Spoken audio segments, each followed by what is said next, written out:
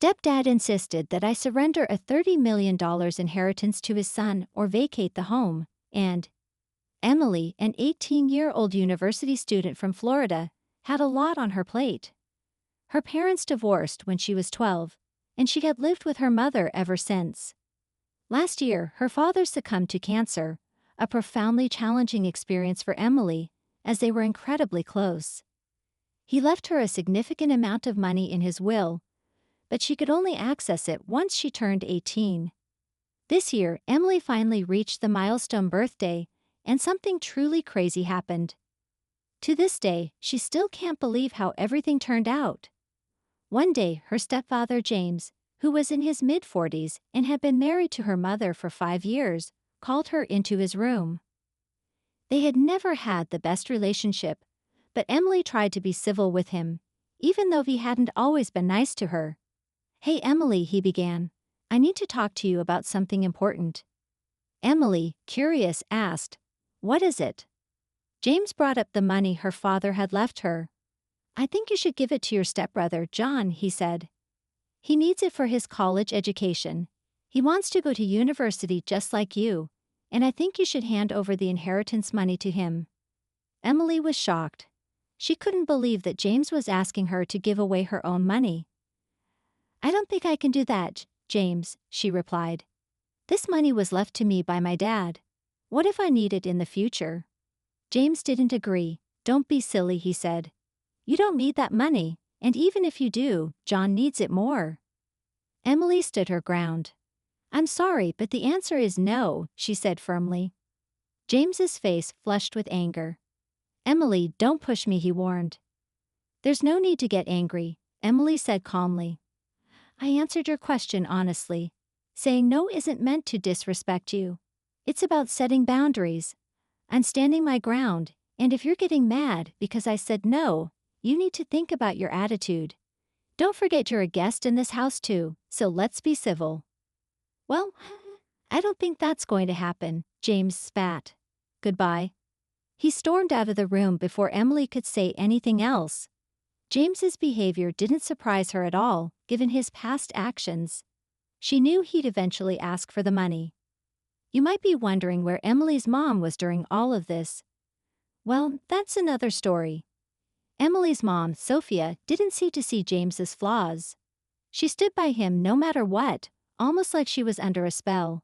She loved Emily, but Emily didn't want to ruin her view of James, so she tried to get along with him for her sake. It was strange how, even though she was one of the youngest in the house, Emily often had to act the most mature. Sophia was out of town at the time, which is why she wasn't there. If she were, she would have been furious. That's why James felt like he could boss Emily around. But little did he know, Emily was onto his sneaky plans. James followed Emily out of the room, scolding her and calling her a bad sister, because she didn't want to give money to John. This wasn't true, of course. Emily did want to help John, but she didn't want him to become a burden. When people say, like father, like son, they might be talking about John and James. These two troublemakers were like Pinky and the Brain. You could decide who was who based on what happened next. "Hey, don't walk away while I'm talking," James shouted. "You need to listen and do what's right." "Can you give me a good reason for that?" Emily asked. "Well, it's what's going on with you too," James said. "Your arguing woke me up." "John, tell Emily about what we talked about earlier." "Sure," John said, his voice groggy. "What was it again?" "Oh, right, the inheritance money." "Yeah, Emily, your dad and I were talking, and we demand this money because of that important thing we talked about." "You mean the business, right?" Emily asked, raising an eyebrow. "What business?" James scoffed. "You said this money was for your university tuition." "Yeah, that's because that's what it's for, right, John?" James pressed. Yes, John mumbled. "I completely forgot. I just woke up, you know. Yes, it's for university. I have an interest in attending university, and I demand the money for myself. Thanks." "Well, that's a cute attempt," Emily said, "but not cute enough." "The answer is no." "Why not?" James demanded. "He knows what he wants. This wasn't up for discussion. We're getting that money. We'll see about that, Emily replied, her voice firm. The rest of the evening was filled with tension. While James was known for his silly pranks and attempts to test Emily's patience, this new effort to annoy her was quite unusual. She had met a really immature and selfish person. This situation was pretty big, but Emily didn't want to tell her mom about it yet. She wanted to keep dealing with them, especially after she found out that. Emily, stop playing around, James snapped. You need to be a grown-up and do the right thing. Huh. And the right thing is giving away my money. Are you okay?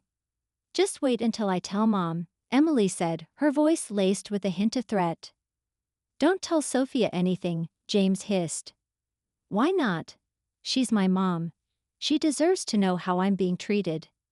You think she cares? James scoffed. Listen, I'm just trying to help you. If you bring this up to her, she'll get upset at you for wasting her time and being selfish. Well, James, Emily said, that's a risk I'm willing to take. I'm warning you, don't tell your mother, James said, his voice dangerously low. His angry tone surprised Emily. She had never seen him so worked up, especially over something like this. Something was going on, especially with that business idea John had let slip. They thought Emily wasn't smart enough to catch on, and James was acting so strongly against her talking to her mom about it. As soon as she could, Emily called her mom. Hey Mom, how are you doing? She asked. I'm good, baby. How about you? Sophia replied. Not very well, Mom, Emily said. Something's off with James and John, especially James. He's acting weirder than usual. Oh, Emily, don't be paranoid, Sophia said. I know you don't really like him, but he's not weird. Mom, he asked me for the inheritance money, Emily said. He demanded to get the money, both him and John. What? Really? Sophia sounded surprised. Actually, he demanded to get the money, both him and John. That's not true, Sophia said. He wouldn't do that. I know you love him, Mom, for whatever reason, but this is true. He said it's for John's education, but I think something fishy is going on. He even got pretty aggressive when I told him I'd tell you what he said to me. I don't know, baby, Sophia said, her voice hesitant. I just feel like I need more proof. Don't worry, Mom, Emily said. I'll get all the proof. Just wait and see. Even though her mom wasn't ready to fully believe her yet, Emily kept telling herself that James had put a spell on her. She was still determined to figure out this strange behavior. Late at night, Emily used the family computer and found something shocking. Luckily, it seemed James had forgotten to log out of his email, a big mistake. Emily saw something very concerning. James had been sending emails to a lady named Amanda. These emails weren't nice at all. It looked like he was having an affair. Emily took notes on what she found, but the next thing she discovered was even crazier. The emails talked about James divorcing her mom and running away with Amanda. He said they'd get a lot of money soon for some business, but from what Emily read, it seemed like a shady business. James wasn't dumb enough to put illegal stuff in his emails, but he was dumb enough to have an affair and forget to log out. Emily knew she needed to gather more information. She thought she could maybe get something out of John. The next day, Emily talked to John, her phone recording their conversation. Hey John, she said.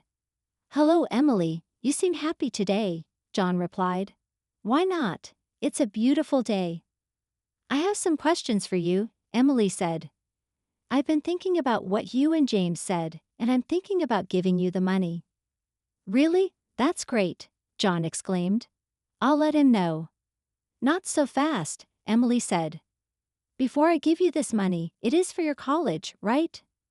Oh yeah, right, my college tuition, yes, right. Anyways, I need to be sure you're serious about getting this money, Emily said. Yes, I'm very serious. Are you sure? Emily asked, her voice laced with suspicion. And Amanda, is she serious? Amanda? Who's Amanda? John asked, looking confused. Oh, she's, a student advisor for the college, John stammered. Suddenly, James entered the room. "John and I were scared," he said, his voice tense. "We didn't know." "I don't appreciate you interrogating my son," James said, glaring at Emily. "I wasn't doing that," Emily said. "I was just asking how my money would be used." "Well, once you give someone money, it's not yours anymore, so it's not your business," James said. "Is that any way to speak to someone who's thinking of giving you money?" Emily asked, her voice dripping with sarcasm. "You're not thinking, you're giving me that money," James said. "If you don't, I'll kick you out." Emily was shocked, and it seemed like John was too. "Dad, this wasn't part of," John began, but James cut him off. "Shut up," James roared. "I'm the parent and I make the rules. If you don't give me that inheritance money, you can leave." Emily decided not to say anything. Little did James know, she was still recording their conversation. She had caught him in the act. Emily walked out of the room, shooting James an angry look, and locked herself in her room. She started collecting all the evidence she could find against him. It felt like those detectives on TV who gather clues and put them up on their walls. Emily had voice recordings and screenshots of James's conversations with Amanda. She prepared herself for the upcoming storm. After she had everything, Emily called her mom. "Hello, Mom," she said. Hey, love, how are you?" Sophia asked. "Mom, are you sitting down?" Emily asked, her voice serious. "Why? What's wrong?" Sophia asked, her voice laced with concern. "I'm afraid I have some really bad news to share, and you won't like it," Emily said. Emily began telling her mom everything she had discovered. Sophia kept denying it until Emily made her listen to the audio recording she had made earlier. At that point, Sophia started to crumble. "Why would he say those things to you?" Sophia asked, her voice filled with disbelief. "Why would he do that to me? Why would he be so cruel?" "Because he's a bad man," Emily said, her voice tight with emotion. "I'm sorry to say it, but you married a monster. This is just terrible. I can't believe I left you alone with those two sickos." "Absolutely not," Sophia said, her voice rising with anger. "I'm coming home right now. You stay where you are. Have you locked your door?" "Yes, ma'am," Emily said. "I'm going to ruin that man and make sure he never shows his face in public again," Sophia said, her voice filled with fury. "When I'm done with him, he'll wish he never married me." "That's the spirit, Mom," Emily said. "Now hurry up and get home. We need to make a plan." Sophia arrived several hours later and came straight to Emily's room. They hugged and cried for what felt like hours. Emily could tell that this news was tough to hear, but she was glad Sophia was in the angry stage because it motivated her to take action. They talked for hours, and by the end, they had a plan. Several days passed, and James couldn't figure out why Sophia had come home early from her work trip and why she was ignoring him. He acted very happy, almost too happy, to convince her of his innocence. However, Sophia saw through his act and was ready to kick him out. Sophia decided to hire a private investigator after Emily showed her the suspicious messages about James's supposed business. Sophia also felt strongly that the money wasn't going to be used for legal purposes. This made her furious because she couldn't understand how a parent could be so cruel and scheming. She knew they couldn't handle this situation on their own. The private investigator shared his findings with Sophia, who then told Emily. "I'm speechless," Emily said. "What did the investigator find?" "Well, it turns out he's planning to use a laundromat for money laundering," Sophia said. "It's an old trick." "Wow, that's not all, is it?" Emily asked. "No, it's not," Sophia said. "This woman, Amanda, whom he's cheating on me with, has a criminal record for drug-related activities. She's been arrested multiple times for conspiracy to sell illegal substances, so it wouldn't be surprising if their business involves drugs too." "That's unbelievable," Emily said. "I would have never expected this. I feel like a veil has been lifted from my eyes. Now I can see that the man I married isn't a man at all, but a sick and twisted person." When are we going to confront him, Mom? Emily asked. Right now, Sophia said. Follow my lead. Wait, let me get my camera. Sophia and Emily went to the living room and found John and James discussing their shady business. And then we'll have to use this as a cover for our business, James said. It's all going to be hidden. Just act like you don't know and serve the customers. Okay, but what about? John began, but Sophia interrupted him. Oh, hey everyone, Sophia said, her voice dripping with icy calm. We're just finalizing stuff for John's college application. Cut the act, James, Sophia said, her voice cold. The game is up. We know everything. What do you mean? James asked, his voice strained. Your innocent act won't work anymore. Smile for the camera. Get that out of my face, you spoiled brat. James yelled at Emily. Emily, we know everything. James, do you know how many years you'd spend in jail for planning these crimes? Sophia asked, her voice steady. I don't know what you're talking about, James said, his voice cracking. Maybe we should call Amanda and see what she has to say, huh? Sophia said, her voice laced with sarcasm. You two think you know everything, James said, his voice rising with anger. Amanda is just a friend. Well, the explicit photos suggest otherwise, Sophia said, her voice cold. Who even uses emails to cheat nowadays? It's so dumb. You two went through my things, James said. How dare you? No, James, Sophia said, her voice filled with rage. How dare you threaten my daughter multiple times to give you money that doesn't belong to you? How dare you threaten to kick her out of my house? Are you sick in the head? How dare you put your son in your foolish schemes, endangering him? And how dare you plan to use this money for illegal activities? Now you've got nothing to say, huh? James stood there, speechless, his face pale.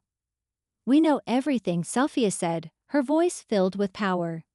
And we're going to take you down. Get that camera out of my face, James yelled, lunging towards Emily. Emily moved quickly, dodging his attack. James's aggressive behavior was scary. You want to attack my daughter? Sophia asked, her voice dripping with venom. It's like you want to go to prison. You're crazy. Do you think you know anything? You know nothing. Yeah, well, tell that to the police who should be here any second now, Sophia said, her voice cold. Police? James asked, his voice trembling. Yes, the police, Sophia said. Your behavior today makes me not want to call the cops, especially with how you're acting. At that moment, they heard police sirens approaching their neighborhood. Emily had never seen James look this way before. He was always smirking, like he was smarter than everyone else. But when he heard those sirens, it was like all the color drained from his face. He looked terrified. Please, Sophia, James pleaded. You don't have to do this. I could explain everything. Save it for the judge, you cockroach, Sophia said, her voice filled with disgust. You disgust me. And John, don't think you're off the hook for this. Both of you are getting arrested. That should teach you a lesson about mistreating my daughter and me. I know you're a kid, but you're old enough to know better. And for that, you need to be punished. Yes, Mom, John mumbled, his head bowed. Come on, Kate, Sophia said, turning to a woman standing behind her. Don't you think all of this is a bit too much? On the contrary, it's not enough, Kate said, her voice filled with a chilling amusement. How's our live stream, Emily? We've got over 3,000 people watching, Emily said, her voice filled with a mix of disbelief and satisfaction. This is going to be big. Oh, and in case it wasn't clear, Sophia said, her voice cold and sharp, I want a divorce. That's right, folks. Over 3,000 people witnessed the whole mess. And surely enough, the news made it to local newspapers and tabloids. It was crazy to be in the middle of all this, with Emily's sick ex-stepfather and his son, but it was also satisfying to see his downfall. He lost his job, his friends, and even some family members who didn't want to speak with him anymore. He's facing charges for all these schemes, and if the judge sees fit, he could spend up to 20 years behind bars just for this. The police also found Amanda, who had been in hiding when all of this was blowing up. She's facing the same charges. Life was good on Emily's side though. She and her mom grew closer due to this situation. On weekends, they'd often relax on the patio, drinks in hand, and laugh at how foolish and evil James was. Good riddance, Emily said, raising her glass in a toast. Good riddance indeed, Sophia said, clinking her glass against Emily's. After watching full story, we'd love to hear your thoughts. Please leave a comment below. Also don't forget to like, subscribe for more awesome stories like this. Stay blessed and healthy. Thank you for watching and see you in the next story.